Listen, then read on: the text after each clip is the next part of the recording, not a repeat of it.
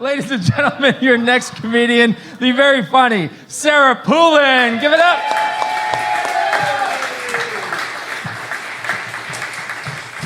Not going to cry this time. Really important first thing I got to tell you guys. My dress has pockets. Yeah, you guys don't give a shit, but every one of these women is like, fuck yeah, her dress has pockets.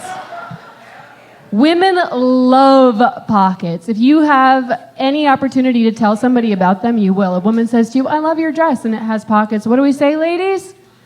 Thanks. It has pockets. Like we sewed them in and we're some kind of a princess. Yeah? We made this. All women love pockets. And I believe that the reason for that is actually because in the 1700s, somebody, I'm guessing it was a man, decided that women didn't need pockets. And they believed this because they kept unsavory things in their pockets, right? Like tobacco and cocaine and weapons. And women are just far too demure for those things. So we didn't need pockets because we shouldn't be carrying those things in the first place, right? The truth of the matter is that somebody, and I'm guessing again, it was probably a man, decided that women, or rather witches, kept their spells and charms inside their pockets. And that's why we weren't allowed to have them, which is kind of silly because every self-respecting witch keeps her witch's charms and spells inside of her boot. So, I don't know. It's kind of weird. So because Temperance kept to herself down by the river and talked to her cat, I don't have a place to put my chapstick. Fool. Yeah, good call. No. I'm sure a lot of you millennials won't remember this, but all of us Gen Xers will remember that pockets made a comeback in the 1950s housewives' dresses, right? You know how we know that? Yeah. June Cleaver had pockets, right, in all of her house dresses. Samantha Stevens probably had them too.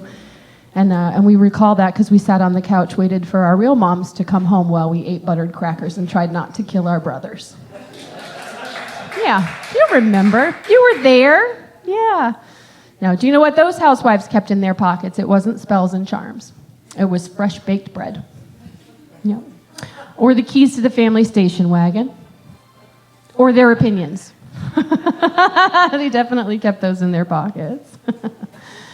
I'm kidding. Women can't drive. Or have opinions. No. We have lots of opinions, right? You know where we like to put those opinions? Is on Facebook. Yeah. I spend far too much time on Facebook. What is this beautiful music? Where's that coming from? I feel like I'm on the bow of the Titanic. What's happening? Oh, there it goes. We're done. There was room for the two of them on the tour. What was I talking about? I don't even remember. Oh, pockets. I'm always talking about pockets. Seriously. Oh, Facebook, yeah. So we put our opinions on Facebook, and that's all well and good. But my favorite feature, it's new with Facebook, and I don't know if you guys have seen this, is that Facebook will tell you when it's time to delete a friend. Did you know? That's called birthday reminders. Yeah. Every day it pops up. There's 3 or 4 people you can kick off your list because you haven't talked to them in a very long time. You went to 3rd grade with one of them. You haven't seen them in 40 years, whatever.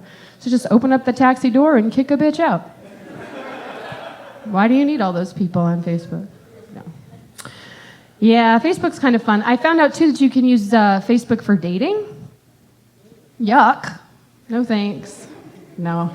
I'm learning about dating because 45 was a big year for me. Like, I turned 45 this year, and I did 2 pretty crazy things. I got a divorce.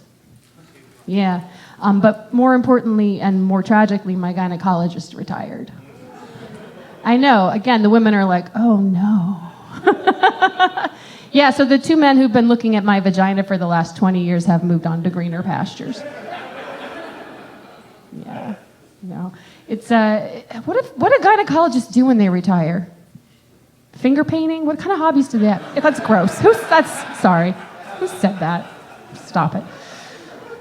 No. I'm learning how to date after 20 years. I had a beautiful 20-year marriage. He was an amazing person. I have a wonderful son and, a lifelong friendship, hopefully. And I have to say that because it's part of the settlement agreement. No, but because he was so wonderful, it's really hard for me to find, somebody who can kind of live up to my expectations. And I'm finding that a lot of people are really nice about the whole learning how to date after 20 years thing, and I'm finding it very difficult. People have been really kind, though. They're like, you'll find someone new. It won't be like this forever. Oh, my God. They might be right. They might be wrong. I don't know.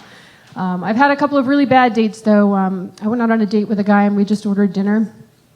And he says to me, you don't look like the kind of woman who would order a cheeseburger. I don't know what that woman looks like. I know what I look like. I look like the kind of woman who says she's going to the bathroom and doesn't come back. Yeah. Yep. You can keep my cheeseburger and your toxic masculinity if you'd like. Maybe pop a couple Lipitor. I don't know. Yeah. That was a good one. I had another one. The guy was really flattering, and this is a weird thing that guys do. We did it when we were little on the playground, like you pull somebody's pigtails. That means you like them. This is the human equivalent or the adult equivalent of that, and it is that he was like, you are so attractive. You take such good care of yourself.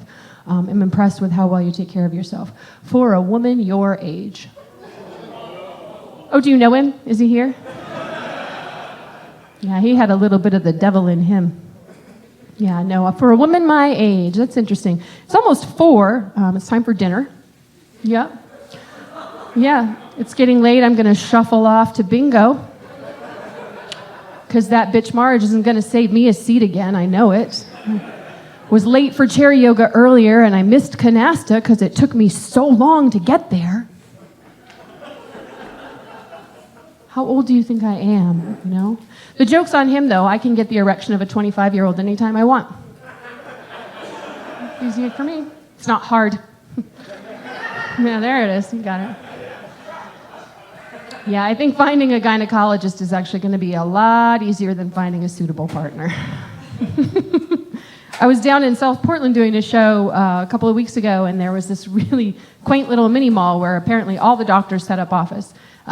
There was a family eye care and a family dental, and nestled snug in the middle was a gynecologist's office. And I was like, great. Any guesses to the name? Just for Women Gynecology. Yeah. It's been a bit, like I've been out of the game for a while, but by its nature, is gynecology not just for women? This is news I didn't know. It's all new to me. Yeah, new gynecologist, new therapist this year, too. It's been a rough year, you guys. Man, yeah, new therapist this year. My old therapist fired me. Yeah, I don't know what that means about me fundamentally as a person when your therapist is like, there's not much more I can do. I'm sorry. Certainly doesn't help with my abandonment issues, Andrea. Right? I know. No, she was treating me for social anxiety and my chronic need to people please. So I am simultaneously terrified of all of you, but I really want you to love me. Please don't leave. The new therapist is treating me for PTSD, that's heavy, and adjustment disorder. So PTSD, she says, probably brought on by a childhood trauma. And I was like, that's crazy. I had the best childhood. But then I started thinking about it, and I think that she might be onto something, because I'm not saying that dropping a 14-year-old, 6-foot-tall girl into the middle of northern Aroostook County, where the average height of an adult is that of an Oompa Loompa, is super traumatizing, but it might have had a little something to do with how I feel today. Yeah, no. And then adjustment disorder just means I don't get over things. That's human, right? So that, coupled with my anxiety, means that I lie awake at night wondering if my childhood friend Juanita is still mad at me for hitting her in the back of the head with a dart when we were 9. That's her childhood trauma. Sorry, Neater. No, you got to work on all that stuff, because you don't want to be standing in the produce aisle holding an avocado with tears running down your face, wondering where it all went wrong.